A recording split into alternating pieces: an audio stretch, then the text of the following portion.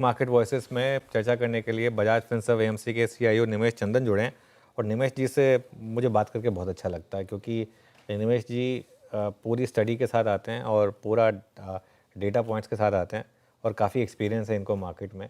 और अगर आप इनकी किसी प्रेजेंटेशन में जाएंगे ना वीरू, तो आपको बहुत अच्छी लगेगी वो प्रेजेंटेशन। निमेश जी, गुड आफ्टरनून। क्या करें इस मार्केट में? आपकी स्टडी क्या कहती है? वॉर जैसी सिचुएशन पहले भी रही है मार्केट के लिए, नियर टर्म में वॉलेटिलिटी रहती है, इसको कैसे नेविगेट करें और क्या आपका व्यू रहेगा? थैंक यू अनुज, आपके बहुत सारे कॉम्प्लीमेंट्स जो आपने दिए। Feeling is mutual. मुझे भी आपकी प्रेजेंटेशन और स्पीचेस सुनना अच्छा लगता है। War is unpredictable in the sense, पहले मैं आपको ये कहूंगा कि as a Indian citizen this is a like we are all backing our forces, right. जो एज भारत पूरा एकजुट होके अपनी गवर्नमेंट और फोर्सेस को बैक कर रहा है। ऑब्वियसली गवर्नमेंट ने और फोर्सेस ने ये भी कहा था कि अगर पाकिस्तान रिटेलिएट करने की कोशिश करेगा तो हम उसका भी जवाब देंगे। तो आई थिंक ये कुछ दिनों तक कुछ न्यूज ऐसी आ सकती हैं, इधर एलओसी पे या कोई स्ट्रेटेजिक लोकेशंस पे कुछ अटैक्स की या कुछ न्यूज आ सकती है। ओवरऑल अगर देखा जाए तो लॉन्ग टर्म पिक्चर इंडिया का इज क्वाइट पॉजिटिव, एंड यहाँ से अच्छे रिटर्न्स बनेंगे मार्केट में कुछ समय तक शायद, जब तक ये वॉलेटिलिटी बिकॉज ऑफ हेडलाइंस जो आ रही हैं पाकिस्तान से और एलओसी पे कुछ वॉलेटिलिटी रह सकती है। बट इसे कोई प्रेडिक्ट नहीं कर सकता कि बॉटम कब होगा। एंड हिस्टोरिकली हमने देखा है कि जब जब ऐसे कोई इवेंट्स हुए हैं, कुछ दिनों में मार्केट संभल के फिर से अपना अपमूव या अपनी जो ट्रेंड है वो पकड़ लेता है। आज अगर देखा जाए तो इंडिया में बहुत सारे पॉजिटिव्स हैं और इस साल actually the outlook is quite good. अगर हम फिस्कल पॉलिसी की तरफ से देखें, मॉनेटरी पॉलिसी की तरफ से देखें, एक डिमांड को पुश मिल रहा है। कंजम्पशन सेक्टर्स, बीएफएसआई सेक्टर्स वो अच्छा कर रहे हैं। ट्रेड डील्स में भी इंडिया को शायद नुकसान नहीं होगा, शायद उसका कुछ फायदा ही हो। यूके एफटीए साइन करने के बाद अब शायद हम यूएस के साथ भी एक बायलैटरल ट्रेड अग्रीमेंट कर लेंगे। तो ये न्यूज पॉजिटिव है। लास्ट ईयर से इस साल जीडीपी ग्रोथ बेटर रहेगी, निफ्टी की अर्निंग्स ग्रोथ बेटर रहेगी। तो मेरे हिसाब से बहुत सारे पॉजिटिव्स हैं इंडियन इकोनॉमी के लिए और बिजनेसेस के लिए। हाँ, अगर आप लॉन्ग टर्म इन्वेस्टर हो तो ये जो वॉलेटिलिटी आपने लास्ट 2 दिन में या शायद एक दो और दिन देखें, उसका फायदा उठा सकते हैं। एग्जैक्ट बॉटम करना किसी भी एक्सपर्ट के हाथ में नहीं है यहाँ पे।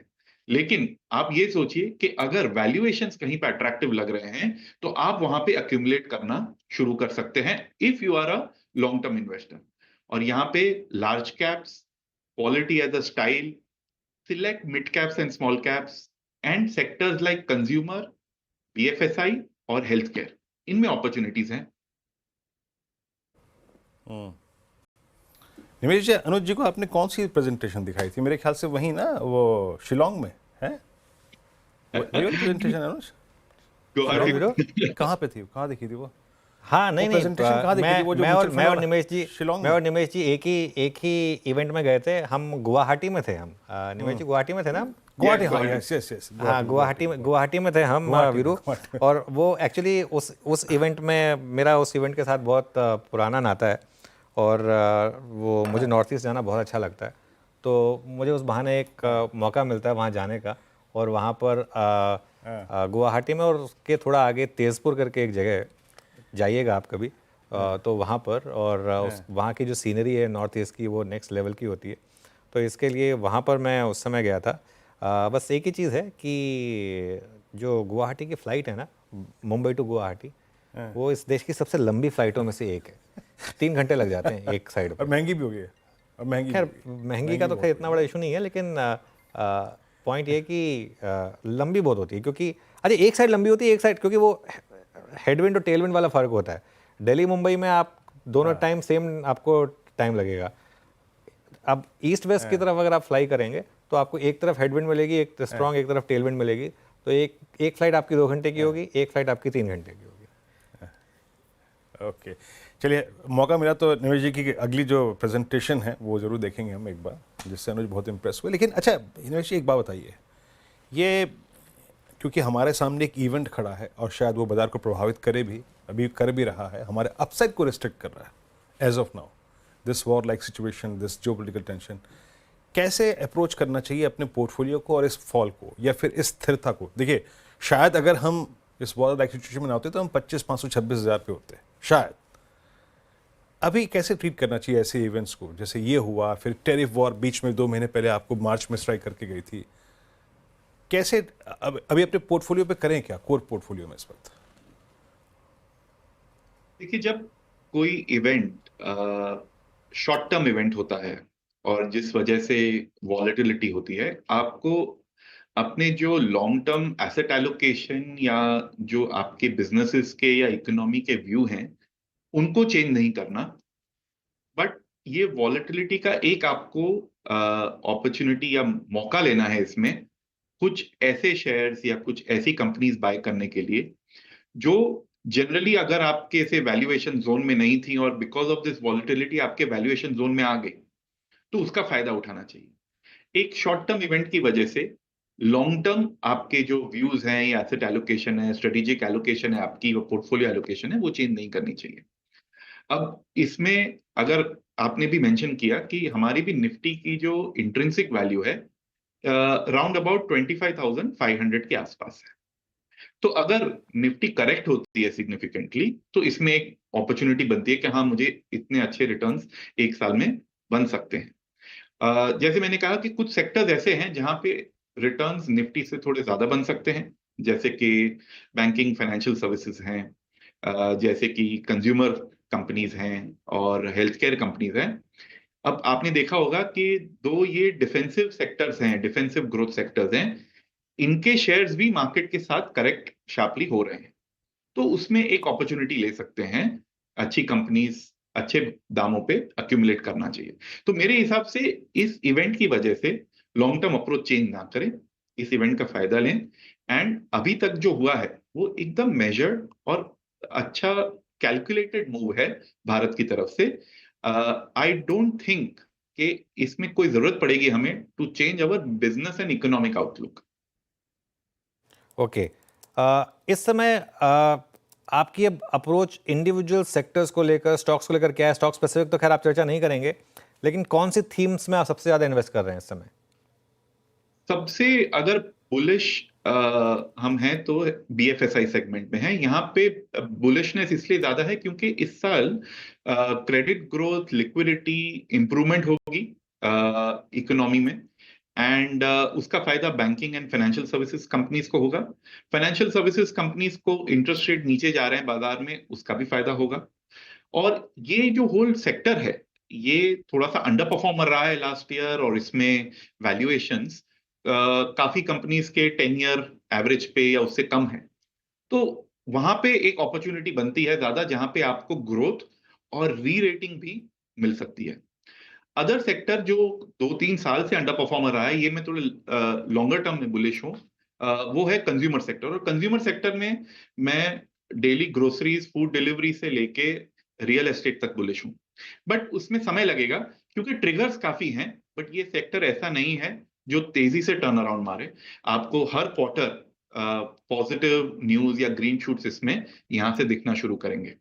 और हेल्थ केयर एक सेक्टर है जहां पे जो इकोनॉमिक साइकिल से जुड़ा नहीं है, यहाँ पे बॉटम अप बेसिस पे, जैसे कि contract research and manufacturing company, जो हम सीडीएमओ कहते हैं, कस्टम ड्रग डेवलपमेंट कंपनीज, उनमें अपॉर्चुनिटी है कि because of biosecure act, because China plus one strategy, जो एक्चुअली ट्रम्प ने आके उसे, प्रेसिडेंट ट्रम्प ने उसको एक्चुअली एक्सेलरेट कर दिया है, इंक्वायरीज एंड एवरीथिंग बढ़ गई है इंडियन कंपनीज के पास। तो मेरे हिसाब से वो सेगमेंट, सब सेगमेंट जो है हेल्थ केयर का, वो ज्यादा पॉजिटिव लग रहा है।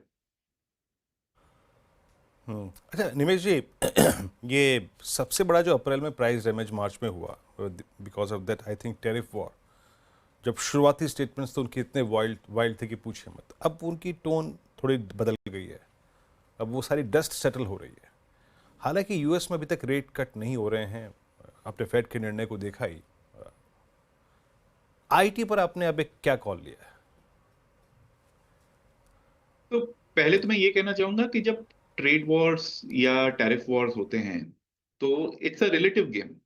अगर आप पे कुछ पर्टिकुलर टैरिफ लगाया गया है, पर आपके जो कंपटीशन वाली कंट्रीज हैं उन पे ज्यादा टैरिफ लगाया गया है, तो आप फायदेमंद हैं, आपको एक्चुअली अपॉर्चुनिटी मिलती है इसमें।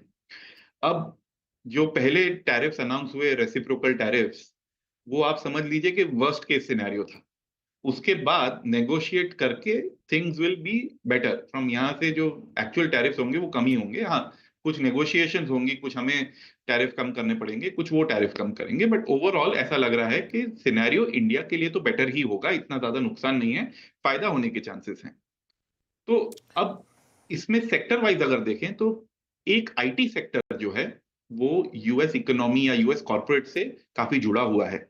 अगर यूएस में रिसेशन आती है, बिकॉज अगर ये जो टैरिफ वॉर चल रहा है वो लंबे समय तक चला, इंडिया के साथ उन्होंने नेगोशिएट कर लिया, बट बाकी कंट्रीज के साथ अगर जल्दी से नेगोशिएशन नहीं हुए तो इसका यूएस इकोनॉमी पे इंपैक्ट पड़ेगा, यूएस कंज्यूमर पे इंपैक्ट पड़ेगा।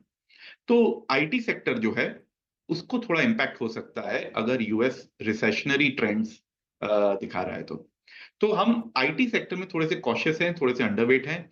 अदर एक्सपोर्ट सेक्टर्स में बेस्ड ऑन उनकी कौन सी मार्केट है, कौन से प्रोडक्ट्स भेज रहे हैं, प्राइसिंग पावर क्या है, उस हिसाब से हम चल रहे हैं।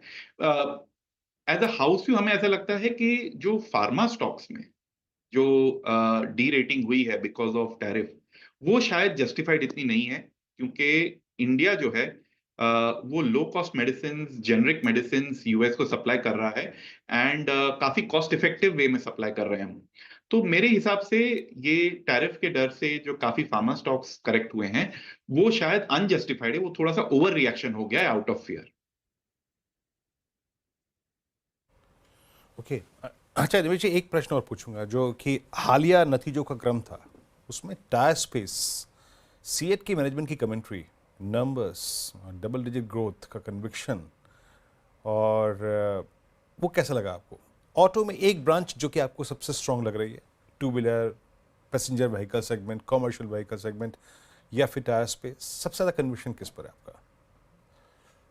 तो ओवरऑल ऑटोमोबाइल सेक्टर जो है उसमें हमारा व्यू न्यूट्रल है। हम शायद बॉटम अप बेसिस पे कुछ कंपनीज पिकअप करें, ओवरऑल हम ज्यादा बुलिश नहीं है इस सेगमेंट पे।